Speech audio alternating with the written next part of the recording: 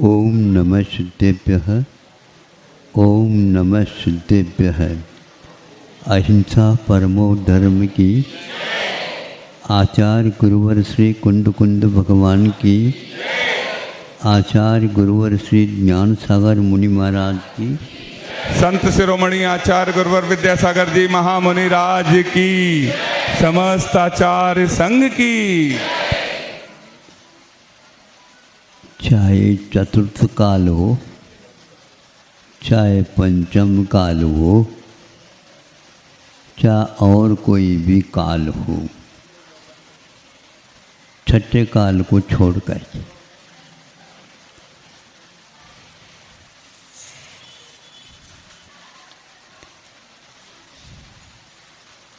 तो क्या कहना है, और कुछ नहीं। जो जिस समय अच्छा काल, जिसको सतयुग बोलते हैं, चलता था, उस समय में भी सारे के सारे कार्यक्रम धर्म के अनुरूप ही चलते थे। कुछ ऐसे भी कार्य होंगे जो धर्म से प्रतिकूल भी होंगे, ये तो होता ही है। तो एक उदाहरण देना चाहूँगा। उस समय में भी युद्ध होते थे और इस समय में भी युद्ध हो रहे हैं। ये सो इसका तो युग का एक यूँ कहना चाहिए जैसे कर्तव्य हो गया। युद्ध के बिना सही क्या है, गलत क्या है, इसका निर्णय नहीं हो सकता। अब अपने अपने कुवत के अनुसार युद्ध करेंगे। किसी के पास सेना ज़्यादा भी रह सकती, किसी के पास कम भी रह सकती। किसी के पास शस्त्रास्त्र अच्छा बहुमूल्य के भी हैं, किसी के पास कम भी है। अब देखो, जब लड़ाई चालू हो गई, एक दूसरे को मारने लगे, एक दूसरे के ऊपर झपटने लगे, कूदने लगे, सब कुछ होने लगा। उसी बीच में ध्यान देने की बात है, 2-3 मानव व्यक्ति गिर गए, लौहान हो गए, उठना मुश्किल हो रहा है। इस दृश्य को देख करके भागता हुआ इधर से एक व्यक्ति आया और देखा, और उसके लिए दवाई दारू, पट्टी, मरहम पट्टी आदि जो प्राथमिक उपचार हैं, उस रणांगन में भी उपचार होता था। सुन रहे हो आप लोग? हाँ तो कहो। कहलाना पड़ता है ताकि संस्कार पड़ तो जाए धर्म का कम से कम। अब वह देखता है, देख करके दोनों को मालूम पट्टी कर दिया। इधर से एक आया है दूसरा, उसने भी मरहम पट्टी कर दी। दूसरे से जो आया है वह मान लीजिए विपक्ष का है, और यह पक्ष का सैनिक है। विपक्ष वाले डॉक्टर इस पक्ष वाले की दवाई दारू कैसे करेगा? इससे कोई भी वहाँ पर प्रयोजन नहीं है। डॉक्टर यदि है तो चाहे वह पाकिस्तान का हो, चाहे भारत का हो, सैनिक या पाकिस्तान का हो या भारत का हो, चिकित्सा करना, चिकित्सा देना, ये हमारा कर्तव्य। वहाँ पर रणांगन में कूदे हुए सारे दोनों कमाशा युद्ध कर रहे हैं। उस समय में भी धर्म पल सकता है और पलता है।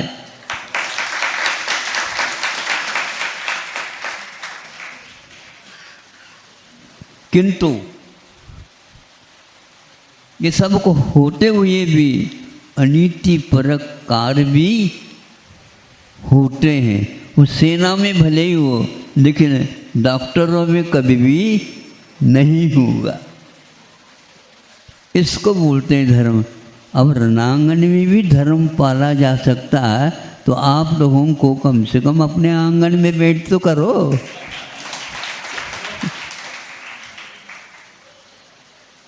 धर्म क्या है समझ में तो आता है।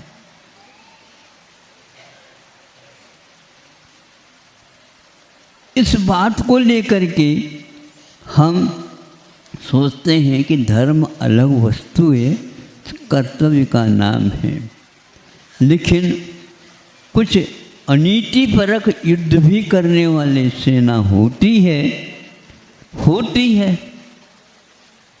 द्रोणाचार्य ने सुना पांडवों की तरफ से जो योद्धा था उसको कैसे युद्ध के साथ नहीं, किंतु अनीति पूर्वक मार डाला। तो इसका बदला तो लेना है। अब अनीति पूर्वक क्यों? जब दोनों के लिए ही नीति बांधी गई है तो अनीति पूर्वक क्यों? दिन में ही युद्ध होगा, रात में नहीं। आज रात में ही होता है, दिन में विश्राम होता है। अब हम क्या करें? कुछ विश्राम लेकर के हो जाए तो नहीं। आज 18 महीने से चल रहा है युद्ध। अब बोलो आप। इसी बीच में भारत भी है। भारत युद्ध में तो भाग लेगा नहीं। जिन्होंने युद्ध चालू किया है उनको समझाने के लिए कई अच्छे राष्ट्र भी भारत को प्रेरित किया जा रहा है। यह युद्ध को रोकने के लिए है।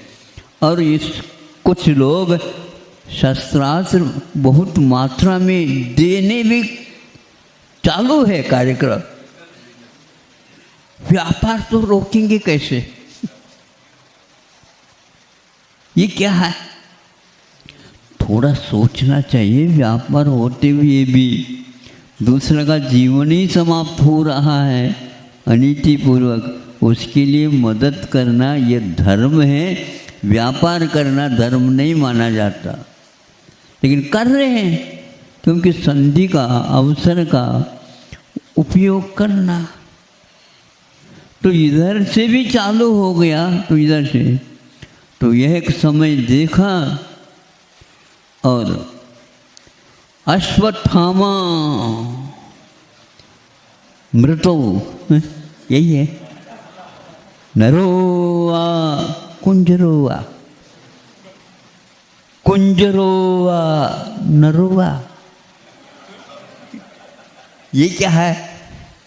ये कविता का टोन है। कविता में टोन के साथ काम चलता। वहाँ पर उन्होंने कहा, मार दिया उनको, अश्वत्थामा को। यह अश्वत्थामा दो के नाम, एक हाथी का भी नाम है और एक व्यक्ति का भी नाम है। कौन मरा?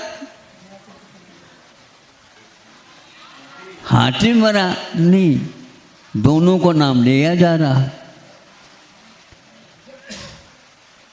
अश्वत्थामा मृतो अश्वत्थामा नरोवा कुंजरोवा। कुंजर मैंने हाथी होता है। नर का मतलब प्रसिद्ध है। क्योंकि यह अनीति क्यों अपनानी पड़ी? यह अनीति नहीं, ये जिसने गलती की है उसके लिए सही दिशा का एक प्रयोग है। और किसके द्वारा किया गया था? ये नारायण। युद्ध के लिए सेना तो नहीं रखी है, किंतु पूरी सेना कौरवों के लिए दे दी और पांडवों के लिए बिना सेना तुम 5 हो लड़ो। और इन्होंने उस अश्वत्थामा को मारने के लिए प्रयोग किया। इसमें 5 पांडव नहीं है, लेकिन उस तरफ का कार्य हो गया। इसी प्रकार कई ऐसे अवसर हैं। अब भरत चक्रवर्ती के बारे में कहूँ, नीति निपुण और घर में वैरागी। जब 3 युद्धों में, धर्म युद्ध हैं, युद्धों में हार गया, अब तो कम से कम क्षायक सम्यक दर्शन का उपयोग तो करना चाहिए। घर में वैरागी, वैरागी शब्द 2 शब्दों से बना है, वै और रागी। वही मैंने निश्चयन, वही मैंने निश्चय होता है। रागी वह वैरागी नहीं था, किंतु निश्चय से रागी था। इसलिए 3 धर्म युद्धों में हारने के बाद भी युग के आदि में 4था युद्ध और कर दिया उसने, जो रखा नहीं गया था। अनीतिपूर्वक माना जाएगा, जो चक्र चलाया है, हो सुदर्शन। जो बुरा कार्य करने में भी लगा है तो उसको कैसे हम सुदर्शन कहेंगे? सुदर्शन चक्र चलाया, किसके ऊपर चलाया? नीति पूर्वक चलाया क्या अनीति पूर्वक चलाया? अनीति पूर्वक। कुछ पक्ष तो होगा नीति पूर्वक चलाया, नहीं। 3 युद्धों में हार गया तो हार स्वीकार कर लेना चाहिए था, किंतु जब चक्र चलाया, जाकर के बाहुबली की 3 परिक्रमा करके वह चक्र पुनः जाकर के भरत चक्रवर्ती के सामने खड़ा हो गया। काम नहीं किया। पुराण ग्रंथों में तो ये लिखा है कि आज तक सुदर्शन चक्र नाकाम नहीं हुआ, काम में आता है। लेकिन यहाँ पर अनीति के स्थान पर वह भी नीति को नहीं भूल सकता है। हाँ, ये खबर ही नहीं है भरत चक्रवर्ती को बाहुबली कौन है।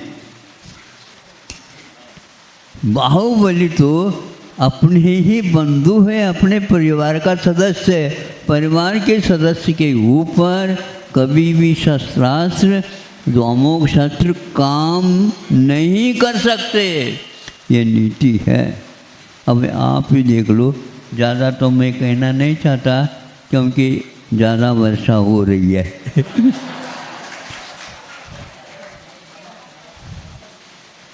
अब ये सोचो कि भरत चक्रवर्ती बड़े हो करके 3 युद्धों में हार करके भी अनीति मूलक कुछ जीतना चाहता था। अनीति मूलक आज तक कोई भी जीत नहीं सका, क्योंकि यह अमोघ शस्त्र है। अब यहाँ पर अनीति का प्रयोग यदि करना था तो बाहुबली भी कर सकता, लेकिन नहीं, यह अनीति की सीमा हो गई। यहाँ पर अनीति के साथ नहीं लड़ना है, यह धर्म नीति है।